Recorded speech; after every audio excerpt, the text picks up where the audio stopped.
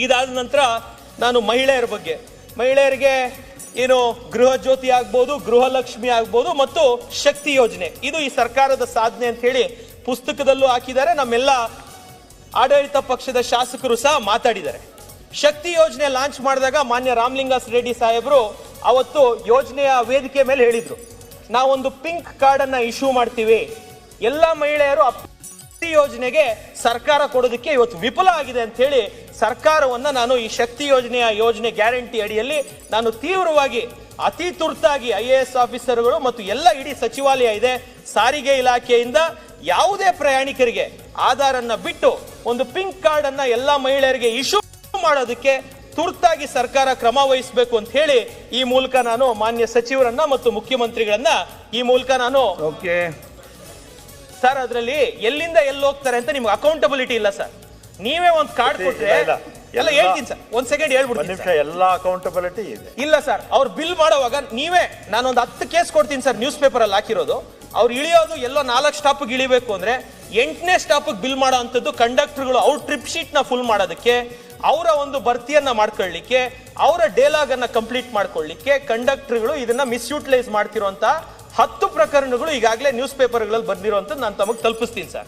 ನಾನು ಕೇಳ್ತಾ ಇರೋಂಥದ್ದು ಒಂದು ಅಕೌಂಟಬಿಲಿಟಿ ಇರಲಿ, ಕಾರ್ಡ್ ಇರಲಿ, ಪಾಸ್ ರೀತಿಯಲ್ಲಿ ಕೂಡ 560 ಕೋಟಿ ಮಹಿಳೆಯರು ಓಡಾಡಿದ್ದಾರೆ. ಎಲ್ಲೋ ಒಂದ್ ನಿಮಿಷ, ಎಲ್ಲೋ ಅಲ್ಲೊಂದು ಸಣ್ಣ ತಪ್ಪಾಗ್ಬೋದು, ಇಲ್ಲ ಅಂತ ನಾನು ಹೇಳೋದಿಲ್ಲ. ಅದಕ್ಕೆಲ್ಲ ತಾವೇ ಘೋಷಣೆ ಮಾಡಿದ್ರಲ್ಲ ಸರ್ ಪಿಂಕ್ ಕಾರ್ಡ್ ಕೊಡ್ತೀವಿ ಅಂತ, ನಾನು ಹೇಳಿರೋದಲ್ಲ. ವೇದಿಕೆ ಮೇಲೆ ಮೊದಲನೇ ಬಾರಿ ತಾವು ಲಾಂಚ್ ಮಾಡಿದಾಗ ಶಕ್ತಿ ಯೋಜನೆಯನ್ನ ಮಹಿಳೆಯರಿಗೆ ನಾವು ಒಂದು ಪಿಂಕ್ ಕಾರ್ಡ್ ಕೊಡ್ತೀವಿ ಅಂತ ತಾವು ಸರ್ಕಾರ ಘೋಷಣೆ ಮಾಡಿದ್ದನ್ನ 3 ವರ್ಷ ಆದ್ರೂ ಇಂಪ್ಲಿಮೆಂಟ್ ಮಾಡಿಲ್ಲ. ಅದನ್ನ ದಯವಿಟ್ಟು ಮಾಡಿ ಅಂತ ವಿನಂತಿಯನ್ನ ಮಾಡ್ತಾ ಇದ್ದೀನಿ ಸರ್. ಸರ್ಕಾರಿ ದುಡ್ಡಿಗೆ ಅಕೌಂಟಬಿಲಿಟಿ ಇರಲಿ, ಯಾರೋ ಕಂಡಕ್ಟರ್ಗಳು, ಯಾರೋ ಏನೋ ಡಿಪೋ ಮ್ಯಾನೇಜರ್ಗಳು ಮಿಸ್ಯೂಟಿಲೈಸ್ ಆಗಬೇಡ ಅಂತ ನಾನು ಕೇಳ್ಕೊಂತೀನಿ. ಇದು ಮಹಿಳೆಯರ ಬಗ್ಗೆ. ಯುವಕರ ಬಗ್ಗೆ ಸಭಾಧ್ಯಕ್ಷರೇ, ಯುವಕರ ಬಗ್ಗೆ ಒಂದು 2 ನಿಮಿಷ ಮುಗ್ಸಾಕ್ತೀನಿ ಸರ್. ಯುವಕರ ಬಗ್ಗೆ ವಿಶೇಷವಾದಂತ ಗಮನವನ್ನ ಸರ್ಕಾರ ನೀಡ್ತಾ ಇದೆ. ಯುವ ನಿಧಿ ಯೋಜನೆಯನ್ನ ಯುವಕರಿಗೆ ಕೊಟ್ಟಿದ್ದಾರೆ. ಎಷ್ಟು ಜನಕ್ಕೆ ಕೊಟ್ಟಿದ್ದಾರೆ ಅಂತ ನಾನೇನು ಓದಕ್ ಹೋಗಲ್ಲ, ಯಾಕಂದ್ರೆ ಪುಸ್ತಕದಲ್ಲಿ ಇದೆ. ಯುವ ನಿಧಿ ಜೊತೆಗೆ ಅನ್ಎಂಪ್ಲಾಯ್ಮೆಂಟ್ ಭಾಗ್ಯ ಹಾಗೂ ಡ್ರಗ್ಸ್ ಭಾಗ್ಯವನ್ನ ಈ ಸರ್ಕಾರ ಖಂಡಿತವಾಗ್ಲೂ ತಂದು ಕೊಟ್ಟಿದೆ ಅಂತ ಹೇಳಿ ಒಂದು ನ್ಯಾಷನಲ್ ಪಾರ್ಟಿ ರಾಜ್ಯ ಯುವ ಘಟಕದ ಅಧ್ಯಕ್ಷನಾಗಿ ನಾನು ತೀವ್ರವಾಗಿ ಸರ್ಕಾರವನ್ನ ಖಂಡಿಸ್ತೀನಿ ಸಭಾಧ್ಯಕ್ಷೆ. ಕಲಬುರಗಿಯ ವ್ಯಕ್ತಿಯನ್ನ ಮಹಾರಾಷ್ಟ್ರ ಪೊಲೀಸರು ಬಂಧಿಸಿ ಮಹಾರಾಷ್ಟ್ರದಿಂದ ಬಂದು ಮೈಸೂರಲ್ಲಿ ಡ್ರಗ್ ಫ್ಯಾಕ್ಟರಿ ಸೀಸ್ ಮಾಡ್ತಾರೆ, ಬೆಂಗಳೂರಲ್ಲಿ 3 ಕಡೆ ಡ್ರಗ್ ಫ್ಯಾಕ್ಟರಿ ಸೀಸ್ ಮಾಡ್ತಾರೆ. ಇವತ್ತು ನೀವು ಡ್ರಗ್ಸ್ ಬಗ್ಗೆ ಮಾತಾಡಬೇಕು ಅಂದ್ರೆ ಈ ಪುಸ್ತಕದಲ್ಲಿ ಮೆನ್ಷನ್ ಮಾಡಿದ್ದಾರೆ ಸಭಾಧ್ಯಕ್ಷರೇ.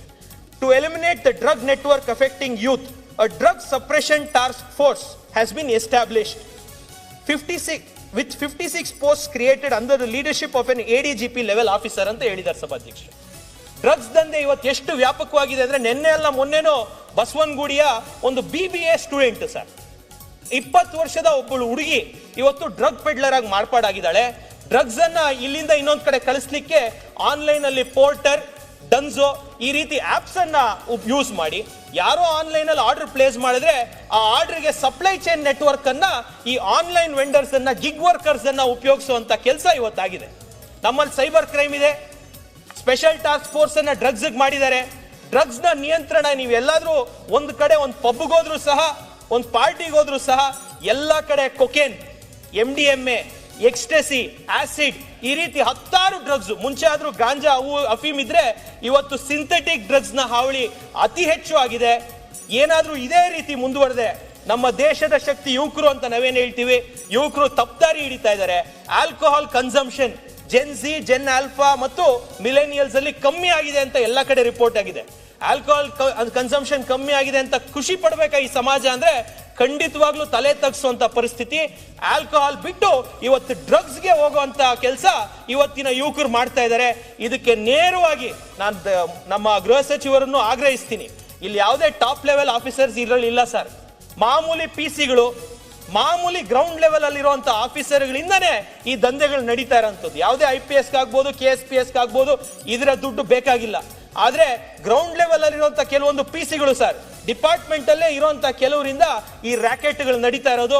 ಡ್ರಗ್ಸ್ ನ ವಿರುದ್ಧ ದಯವಿಟ್ಟು ನಾನು ತುಂಬಾ ಉತ್ತಮವಾದಂತಹ ಸಚಿವರು ಮಾನ್ಯ ಪರಮೇಶ್ವರ್ ಸಾಹೇಬ್ರು, ದಯವಿಟ್ಟು ಇದ್ರ ವಿರುದ್ಧವಾಗಿ ತೀವ್ರವಾಗಿ ನೀವು ಡ್ರಗ್ಸ್ ವಿರುದ್ಧ ಒಂದು ಕ್ಯಾಂಪೇನ್ ಅನ್ನ ತಗೊಬೇಕು ಅಂತ ರಾಜ್ಯದ ಯುವಕರ ಪರವಾಗಿ ನಾನು ನಿಮ್ಮಲ್ಲಿ ಕಳಕಳಿಯ ಮನವಿಯನ್ನ ಮಾಡ್ತೀನಿ ಸಭಾ.